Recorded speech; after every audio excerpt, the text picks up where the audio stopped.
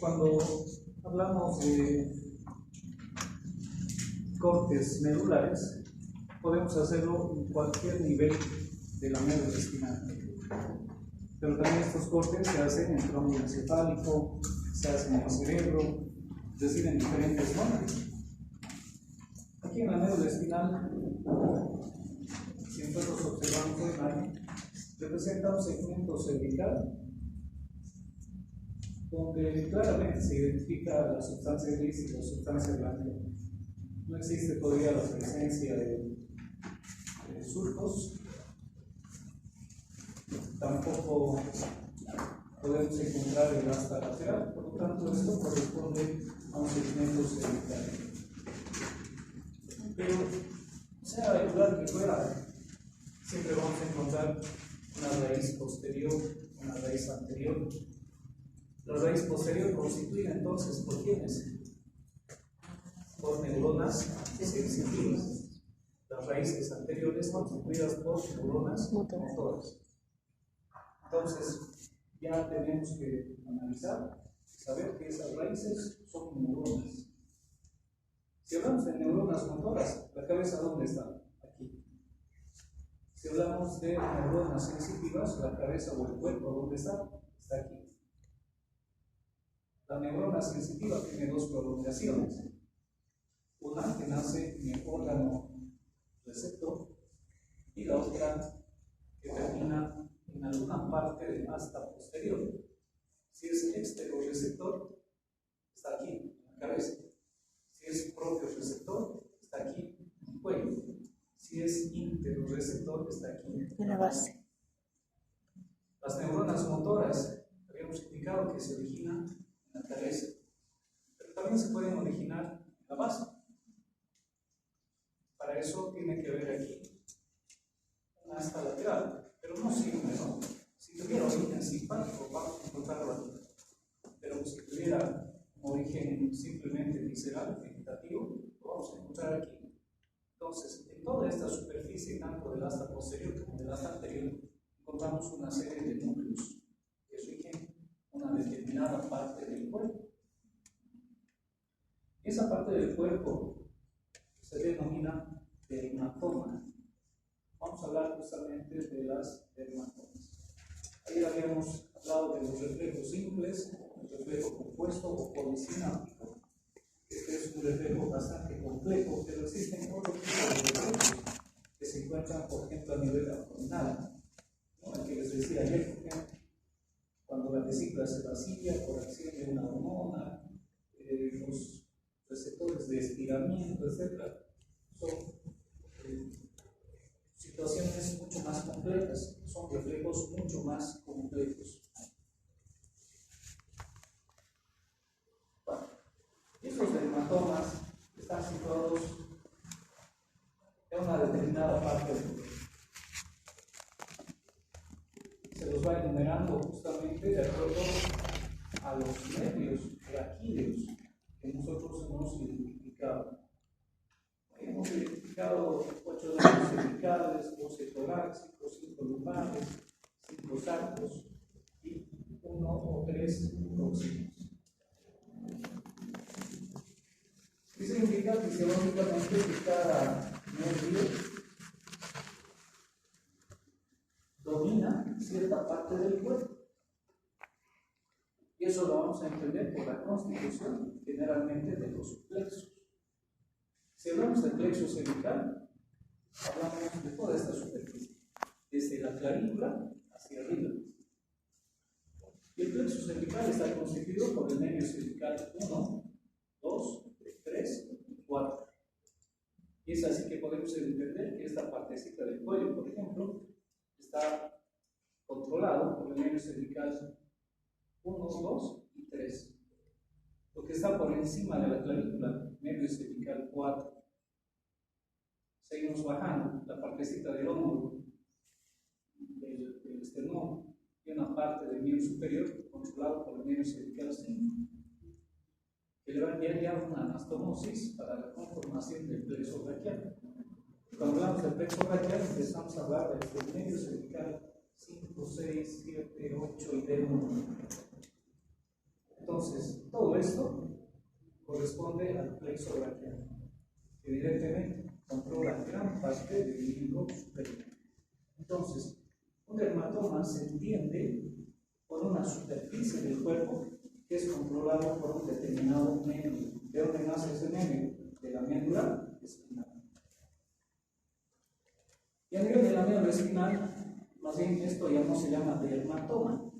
Dermatoma es esto, esa superficie del cuerpo que es controlado por ese medio. En cambio, esto en la médula espinal ya no lo vamos a llamar dermatoma, porque derma significa piel, ¿verdad? Más o menos como derma. Entonces, ¿esto qué es? Esta es una parte de la médula espinal donde nace un determinado nervio raquídeo. A eso se llama mentámera.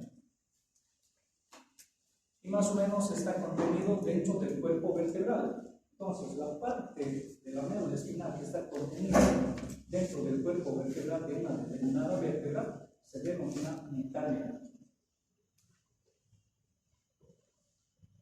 Existen tantas mentámeras como también dermatomas.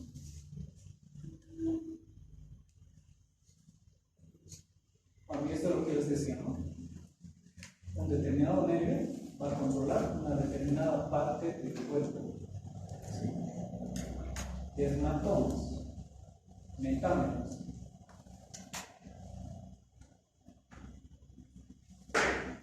Si nosotros sabemos plexo cervical, plexo braquial, hacia dónde se dirige, plexo lumbar, plexo sacro, es relativamente sencillo. Lo vamos a comprender mejor cuando estemos estudiando extremidades, por ejemplo, o bien cuello, ¿no? Porque ahí se encuentra justamente el plexo cervical. Hay una partecita, hay una mentámera, y más que mentámera, un músculo que está inervado por un nervio específico, que es justamente la mentámera 4. Aquí indica el nervio circunflejo hombros, ¿verdad? Pero aquí nos falta el nervio frénico. ¿Y por qué mencionamos esto? Porque el músculo no es superficial, es profundo. Entonces, empiezan a aparecer centros nerviosos que no solamente tienen relación con determinadas superficies del cuerpo, no hablamos de superficies o exterior, sino también con elementos profundos. Y uno de ellos es justamente el nervio frénico, porque del plexo cervical se origina justamente el nervio frénico. Y si vamos un poquito más superiormente, C1, por ejemplo, tiene mucha relación con el origen de las raíces del nervio accesorio. Acuérdense, el nervio accesorio tiene raíces lumbares y tiene raíces espinales, medulares. ¿De dónde nacen esas raíces? Justamente de esto. ¿Para quién se está destinado? Bueno, en este caso, superficiales, ¿no? Porque el músculo externo premomasturero, el trapecio, son superficiales. Pero el nervio frénico está destinado específicamente para un músculo profundo. Entonces, empiezan a aparecer centros nerviosos que no solamente rigen o controlan una determinada superficie del cuerpo, sino también tienen controles mucho más específicos, mucho más profundos. La respiración, por ejemplo, es un acto, no es superficial, es un acto bastante complejo, la respiración. Y uno de los músculos que participa justamente de esa respiración es el músculo trapecio. Es el músculo inspirador por excelencia. Por lo tanto, tiene relación con centros que están justamente a nivel del músculo raquídeo, muy cerca a la médula espinal. Ese centro respiratorio que hemos indicado ayer, que se divide a su vez en dos: un centro inspiratorio y un centro expiratorio. Y ese centro inspiratorio justamente tiene relación con el músculo diafragma.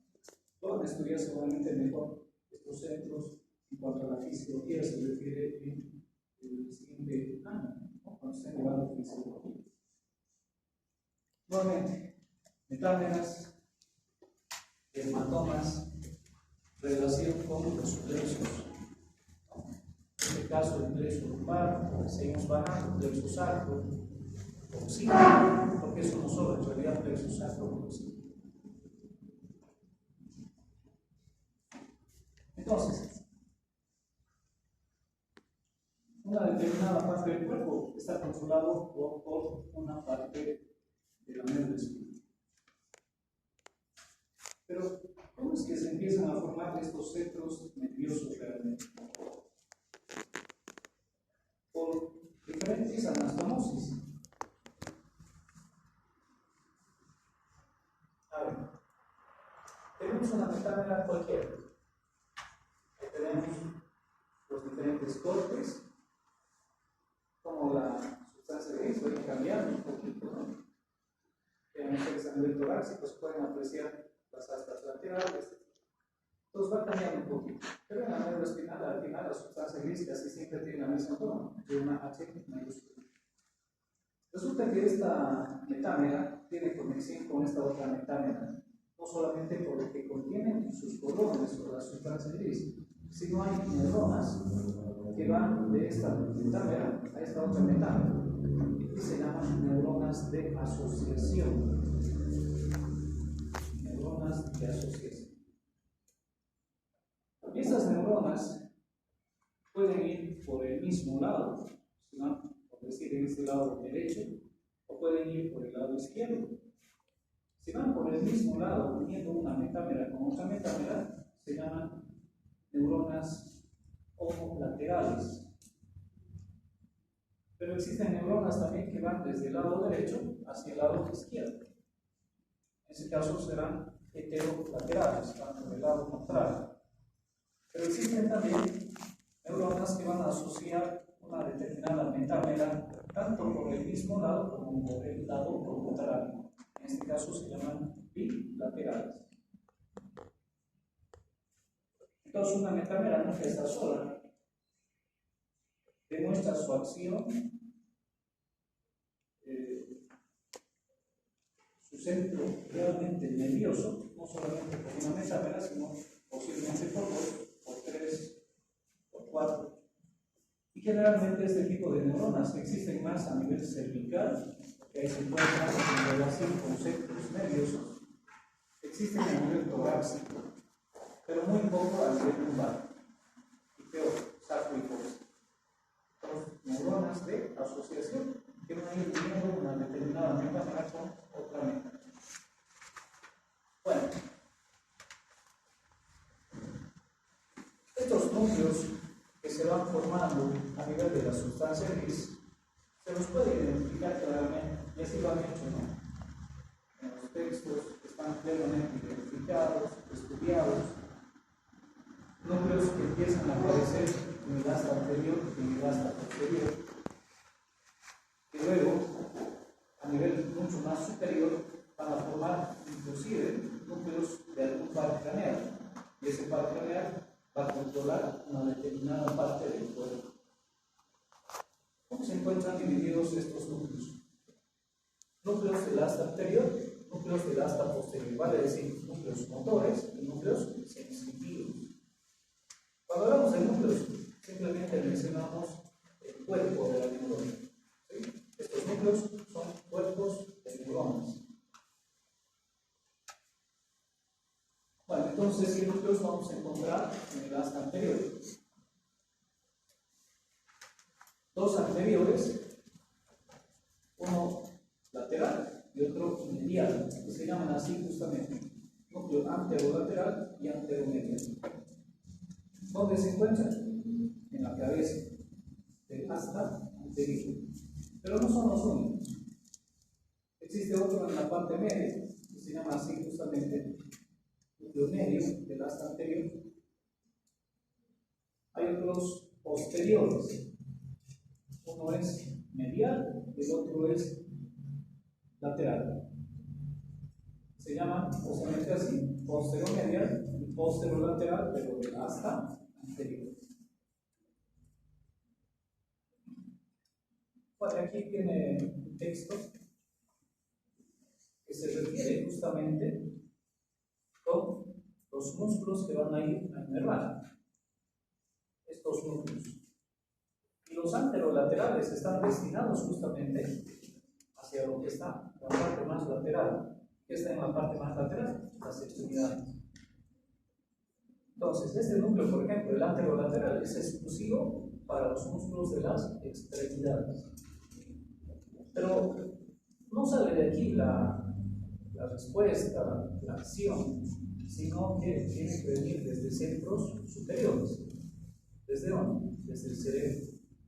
Entonces, desde el cerebro tiene una neurona, posiblemente va a llegar a nivel cervical a la metámera 1, pero esa metámera 1 tiene conexión con la metámera 2 justamente por esas neuronas de asociación. De modo que no es suficiente una sola metámera, puede ser 2, 3, 4, dependiendo. Núcleo anterolateral, músculos de las extremidades. Núcleo anteromedial va a ser para los músculos que están en relación con el tronco, músculos axiales.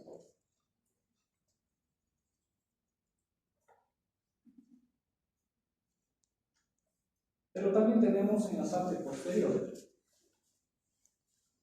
Bueno, este es posterolateral, habíamos indicado, ¿no? Este es posteromedial y este otro ya es casi vegetativo, porque está muy cerca a la base, ¿sí? Y se lo llama retroposterolateral.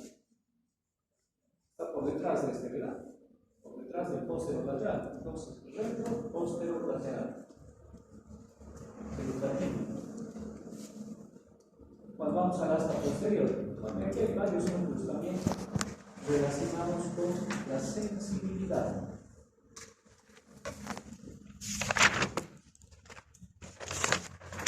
Como es justamente el núcleo de Giovanni, núcleo posterior, sensitivo, porque aquí empiezan a aparecer otros núcleos que están muy próximos al cuello. Y en algún libro, por ejemplo, Delmas, Neuroanatomía de Delmas, lo citan justamente aquí, en el cuello, uno medial y el otro lateral. Y se los llama núcleo de Clark y núcleo de Westerberg. Clark es el interno y Westerberg es el externo. Y luego empiezan a aparecer otros núcleos que son ya casi vegetativos. Este es vegetativo. Un núcleo completamente posterior, de asta posterior.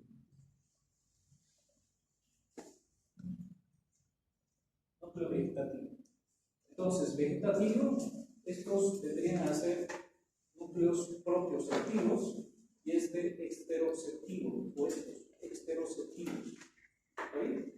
Entonces, núcleos exteroceptivos, propioceptivos y este es vegetativo. Aquí, vegetativos, todos estos, los posteriores, vegetativos, y estos son somáticos.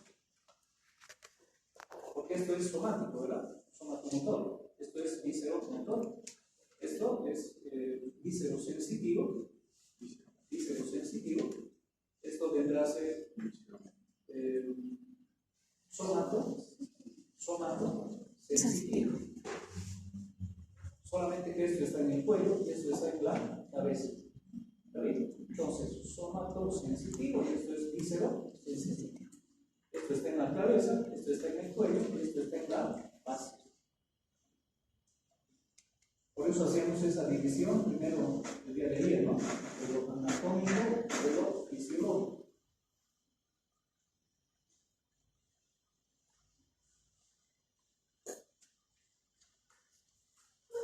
Rexet, un autor que ha estudiado bastante a los núcleos, ha creado para la animación. O sea, no solamente se ha contentado con descubrir los núcleos, sino ha dicho esta partecita de este núcleo es específica para una parte de los músculos del cuerpo. Tanto motores como también relacionado a las sensaciones, o sea, sensitivo y esto es motor. Y justamente a estos se ha llamado la laminación de Rex. Laminación de Rex. Eso ya es mucho más específico. En algún momento hablamos con algunos de los neurólogos que dan justamente las clases de neurología y les preguntaban si es que ellos vinculan alguna de las patologías con la laminación de Rex. Nos decían, nosotros no tocamos eso, nos enfocamos más a las vías. No, esto es simplemente para que ustedes conozcan, ¿sí? Que todavía, después de la segmentación, de la división, de la conformación en núcleos, existe una laminación, y es justamente la laminación de Rex.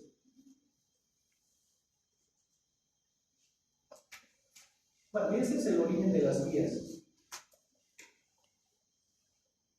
Y las vías las dividimos en ascendentes y descendentes. Bueno, ascendentes y descendentes. Si hablamos de las ascendentes, siempre van a nacer de una parte del asta posterior. Pero ni siquiera, ¿no? Ni siquiera en el asta posterior. Entonces realmente nacen las vías ascendentes. En los, ¿qué dice aquí? Receptores. Entonces, una vía que lleva el estímulo hasta centros superiores, que su intensidad es bastante fuerte, no llega simplemente a la médula espinal y se produce un reflejo, porque esos son los que necesitan una respuesta rápida, ¿verdad? Estímulo, respuesta, reflejo. Si necesitan un reflejo un poquito más complejo, entonces estímulo, neurona intermedia y respuesta. Esto es mucho más complejo, porque no se van a contentar en llegar solamente a la médula espinal. El estímulo es suficientemente intenso y necesita una respuesta compleja, ya no solamente de un músculo, sino de todo un grupo de músculos o de todo un grupo de acciones, por ejemplo, liberación de hormonas, etc. Para eso tienen que llegar hasta centros superiores. Será hasta el cerebelo, será hasta el cerebro, ya no a la médula espinal simplemente. Entonces, todas estas vías ascendentes van a originarse en los receptores. Serán en los exterorreceptores, serán en los propios receptores o bien serán en los imperorreceptores. Si se originan en los exterorreceptores, los hemos clasificado en tres, ¿no? De acuerdo a la superficie de la piel, a las capitas de la piel, una clasificación antigua, pero que se sigue manteniendo. No se olviden que ahora, de hecho, de la clasificación actual en la histología, están estos dos en un solo plano. La hipodermis realmente es solamente tejido celular, ¿verdad? Entonces, estos elementos se encuentran también en la dermis. Pero bueno, para que no se complique. Epidermis, dermis y hipodermis. En la epidermis, ¿qué hemos encontrado? Terminaciones libres, los discos de Merkel, los discos de Meissner, corpúsculos de Merkel, corpúsculos de Meissner. Terminaciones libres, ¿qué están recogiendo? Dolor. Los discos de Merkel, los corpúsculos de Merkel, ¿qué están recogiendo? Tanto. Aquí está mal. Esto está mal. Esto está cambiado. ¿Se dan cuenta? Discos de Merkel es tacto grosero, es el tacto protopático. Meissner es más bien el tacto fino, el tacto intenso, es el tacto epicrítico. ¿Está bien? Entonces, tacto epicrítico relacionado a los corpúsculos de Meissner, el tacto protopático con los corpúsculos de Merkel. Pero el tacto protopático no solamente está relacionado con el tacto, con los corpúsculos, sino también está relacionado con esto, con la temperatura y con la presión. Entonces, cada uno de ellos da lugar a un cablecito, para que más o menos entendamos lo que vamos a decir en este. Cada uno de ellos da origen a un cablecito. Pero si nosotros contamos los estímulos, dolor, tacto fino, tacto grosero, calor, frío, presión leve, presión intensa, entonces aquí estaríamos 1, 2, 3, 4, 5, 6, 7 cables. 7 cables que estarían llevando ese estímulo. Cuando hablamos de cables, lo estamos ejemplificando con el término de vías, fascículos. ¿Está bien?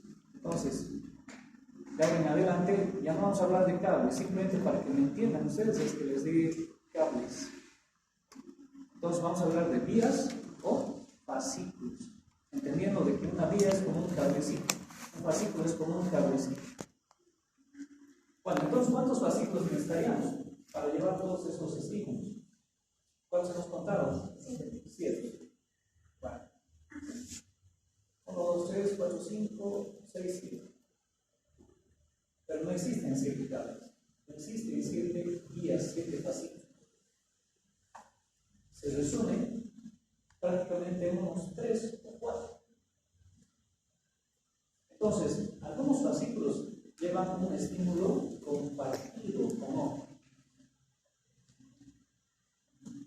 Ejemplo, dolor y temperatura son transmitidos por un solo fascículo que se denomina fascículo espinotalámico lateral.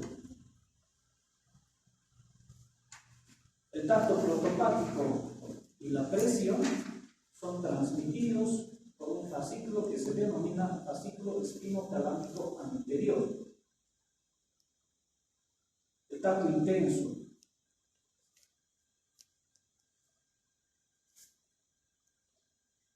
es transmitido por un fascículo que se denomina fascículo de Golgi y Burgaz.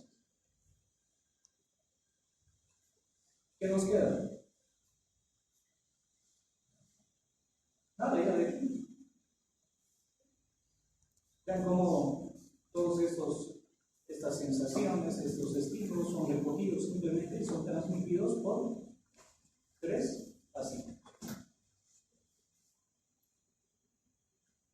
Estos de aquí, los propios receptores que se originan en los músculos, tendones, articulaciones, transmiten dolor, calor, frío, tensión, estiramiento, etc. Todos ellos son transmitidos por 2 tipos de fascículos. Unos fascículos de Golgi y Burgaz y los otros por la vía propioceptiva inconsciente. Espino cerebeloso directo, espino cerebeloso cruzado. Y finalmente, los interoreceptores, ¿por dónde van a transmitir sus estímulos? Bueno, todos ellos van a aprovechar justamente este fascículo. Van a utilizar este fascículo. ¿Qué fascículo había sido de esto y de esto? El fascículo espinotalámico lateral. Bueno, ahí tienen el resumen de las vías ascendentes.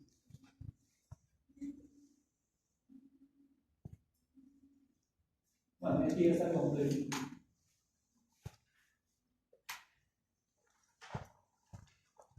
Exteroceptivos, proprioceptivos, interoceptivos, ascendentes. Después vamos a ver las descendentes. Dentro de los ascendentes van a conformar estos fascículos que se denominan justamente así: nociceptiva, la vía nociceptiva, tacto crítico. Dentro de los proprioceptivos se dividen en 2, consciente e inconsciente. Y las interoceptivas prácticamente se resumen en dolor, presión, etc. Todo lo que hemos visto anteriormente. Aquí están los fascículos. Fascículo espinotalámico lateral, fascículo espinotalámico anterior, fascículo espinotalámico lateral, dolor, temperatura. Fascículo espinotalámico anterior, tacto protopático. El tacto epicrítico va por el fascículo de Golgi y Burgaz. Las vías propioceptivas que se dividen en consciente e inconsciente. El consciente en el fascículo de Golgi y Burgaz, y la inconsciente a través de los fascículos espinocerebelosos. Y las interoceptivas utilizan al mismo fascículo prestadito, ¿no? Fascículo espinotalámico lateral.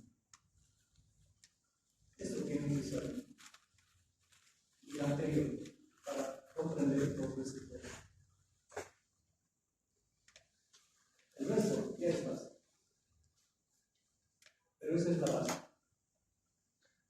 conocemos bien los receptores, los tipos de estímulos,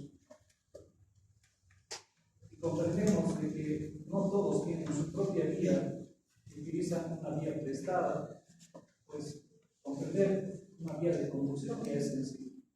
Esto lo tienen ustedes en la plataforma, no sé si lo han revisado, pero está así, como presenta así. Entonces, vías ascendentes están llevando ¿qué cosa? Estímulo hasta centros superiores. ¿Qué estímulo? Justamente esos que se han recogido en ese tipo de receptores, que los hemos clasificado en esteroreceptores, proprioreceptores y esteroreceptores. Entonces, una vía de conducción es el recorrido del impulso nervioso en la totalidad o en parte del sistema nervioso. Hay algunos estímulos que se van a quedar, por ejemplo, en el cerebelo. Otros van a llegar hasta el cerebro y van a atravesar diferentes órganos, los conocemos bien. Encima de la médula hemos indicado que está el bulbo, encima del bulbo está la protuberancia, encima de la protuberancia está el mesencéfalo, detrás del mesencéfalo, detrás de la protuberancia, detrás del bulbo raquídeo está el cerebelo, conectado justamente por los pedúnculos cerebelosos superiores, medios e inferiores. Y el mesencéfalo está conectado con el cerebro a través del tálamo o rómulo. Entonces, hay conexión. ¿Cómo se clasifica? Una vía de conducción en ascendentes y descendentes. Ascendentes son las que van a llevar el destino, descendentes son las que van a traer la respuesta. Las vías ascendentes. Vías